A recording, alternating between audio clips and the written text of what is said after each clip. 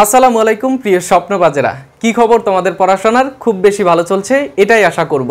কারণ তোমাদের জগন্নাথ বিশ্ববিদ্যালয় কিন্তু তাদের ভর্তি আপডেট দিয়ে দিয়েছে। এখন তোমাদের সাথে আলোচনা করব জগন্নাথ বিশ্ববিদ্যালয়ের যেই খ বিভাগ রয়েছে, খ বিভাগের যেই বাংলা অংশ রয়েছে 2019-20 সেশনের যে প্রশ্নটা, সেটা নিয়ে আমরা অ্যানালাইসিস করব এবং কোথায় কোথায় থেকে প্রশ্ন আসতে পারে সেইটা আমরা নির্ধারণ করব। দেখো, এখানে আমি বাংলা অংশের যেই প্রশ্নটি রয়েছিল 2019-20 সেশনের, সেটা কিন্তু আমি লিখে দিয়েছি এবং সেখান থেকে তোমাদের অবশ্যই ধারণা নিতে হবে কোথায় কোথায় থেকে প্রশ্ন আসবে। দেখো, 1 নম্বর প্রশ্নতে বলা হয়েছে, আমার পথ সত্য ও আত্মমুক্তির পথ ব্যাখ্যা করো। আমার পথ সত্য ও আত্মমুক্তির পথ ব্যাখ্যা করো। এখানে দেখো, আমার পথ থেকে কিন্তু প্রশ্নটা দিয়ে দেওয়া হয়েছে। এই আমার পথ তোমাদের এইচএসসি সিলেবাসের একটি অংশ।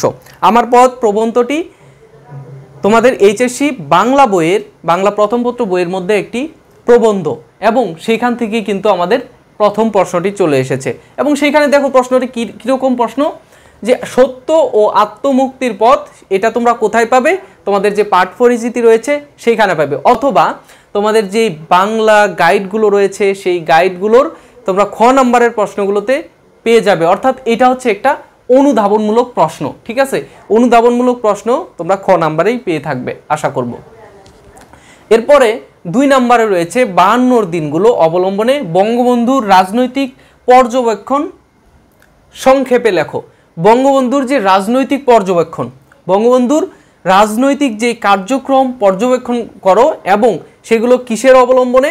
তোমার 52 দিনগুলো যেই তোমাদের যে একটি পাঠ রয়েছিল সেই পাঠের অবলম্বনে কিন্তু তোমাকে এটা ব্যাখ্যা করতে হবে। তাহলে এটা কোথায় থেকে আসলো? 52 দিনগুলো, 52 দিনগুলো থেকে এখানে নেওয়া হয়েছে।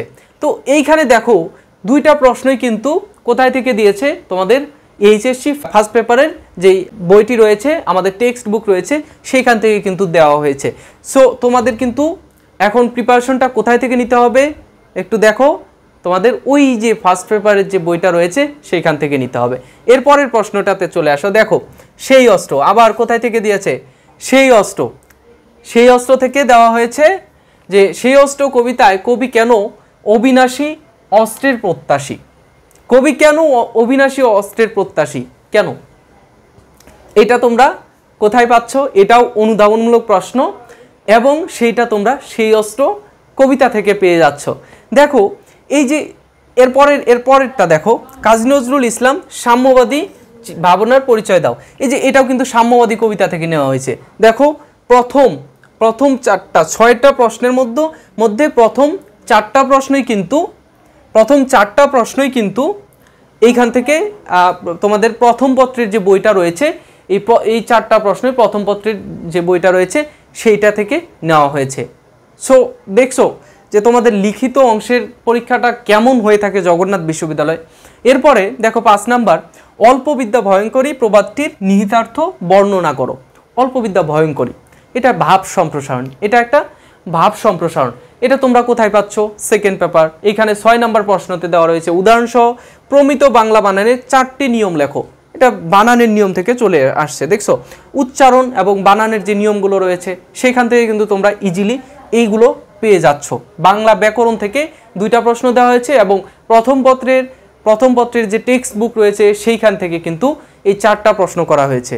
এবং এই যে 6টি প্রশ্নের যে মানটি, সেইটা আমরা কোথায় থেকে পাচ্ছি? সম্পূর্ণ এইচএসসি সিলেবাস থেকে পাচ্ছি। এবং জগন্নাথ বিশ্ববিদ্যালয় কিন্তু এইবার 24-25-এর যেই ভর্তি পরীক্ষা রয়েছে সেইটাতেও কিন্তু জগন্নাথ বিশ্ববিদ্যালয় বলেই দিয়েছে যে তোমাদের বি এবং ডি ইউনিট, অর্থাৎ খ আর ঘ, সামাজিক বিজ্ঞান অনুষদ এবং কলা অনুষদ, এই 2টার পরীক্ষা কিন্তু কোথায় থেকে আসবে? এইচএসসি। তোমাদের এটা আসবে হচ্ছে এইচএসসি থেকে, এইচএসসি সিলেবাস থেকে। সম্পূর্ণ প্রশ্ন কিন্তু এইচএসসির সিলেবাস থেকে করা হবে। সো তোমরা যারা টেনশন করছো যে জগন্নাথ বিশ্ববিদ্যালয়ে আমার সিট হয় কি না, চান্স হয় কি না, তোমাদের আমি বলে রাখবো যে এই লিখিত অংশের মার্ক কত? লিখিত অংশের মার্ক কিন্তু 48 মার্ক। লিখিত অংশের মার্ক হচ্ছে 48 মার্ক। তোমরা যদি এই লিখিতটা ভালোভাবে তোমরা কভার করতে পারো তাহলে তোমাদের আর কেউ আটকাতে পারবে না, আমি বলে দিলাম। ঠিক আছে, আমি এই যে আজকে বলে দিচ্ছি, ভিডিওটাও আমার চ্যানেলে থাকবে। তোমরা নিশ্চিত থাকো যে জগন্নাথ বিশ্ববিদ্যালয়ে এই লিখিত অংশ যদি তুমি কভার করতে পারো, লিখিত অংশে যদি তুমি ভালো করতে পারো, তাহলে অবশ্যই জগন্নাথ বিশ্ববিদ্যালয়ের একটা সিট তোমার জন্য বরাদ্দ থাকবে এবং তুমি আমার সাথে বসে টিএসসিতে চা খাবে। ঠিক আছে, আচ্ছা দেখো এখানে এই 48 মার্ক তুমি যদি কভার করতে পারো তাহলে এমসিকিউ এ খুব কম মার্ক রয়েছে, 24 মার্ক, একেবারে হাফ, অর্ধেক। এমসিকিউ তো অ্যাজ ইউজুয়াল তুমি পারো, 48 মার্কে তুমি কতই পাবা, 40 পাইলা, 42 পাইলা। তো এটা পাওয়ার পরে তোমার জিপিএ থাকছে, তারপরে এমসিকিউ থেকে পাচ্ছ, তোমার কিন্তু এমনিতেই 70 মার্ক আপ হয়ে যাচ্ছে। তো তুমি কেন চান্স পাবা না, তুমি কেন চান্স পাবা না জগন্নাথ বিশ্ববিদ্যালয়ে?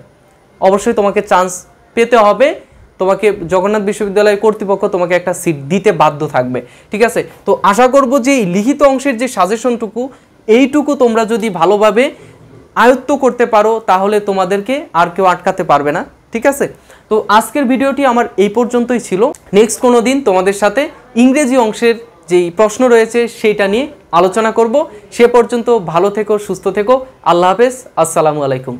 চ্যানেলটা সাবস্ক্রাইব করে দিও।